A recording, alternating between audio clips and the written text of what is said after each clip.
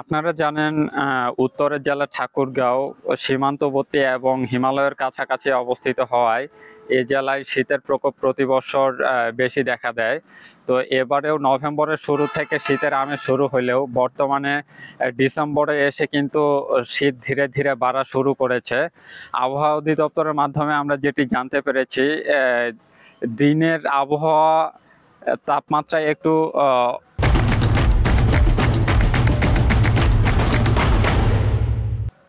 ভালো থাকলেও বিশেষ করে সন্ধ্যা থেকে রাত যত ঘনিয়ে আসে ভোর পর্যন্ত তাপমাত্রা কিন্তু কমতে থাকে।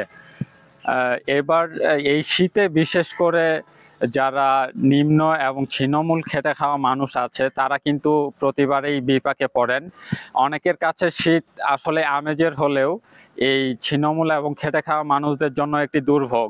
তো আমরা তাদের সাথে কথা বলে যেটি জানতে পেরেছি, তারা আমাদেরকে যেটি জানিয়েছেন, অন্তত এই শীতে যেন তারা শীত নিবারণের জন্য যে শীত বস্ত্র, এটি কিন্তু তারা প্রশাসন এবং বিত্তবানদের কাছ থেকে সহযোগিতা চেয়েছেন। এছাড়া বলে রাখি, ইতিমধ্যে আমরা লক্ষ্য করেছি হাসপাতালগুলোতে যে শীতজনিত এবং ঠান্ডাজনিত যে রোগীর সংখ্যা, দিন দিন কিন্তু এই রোগীর সংখ্যা হাসপাতালগুলোতে বেড়েছে। মোহাম্মদ জাহিদ হাসান মিলু, ঢাকা মেইল।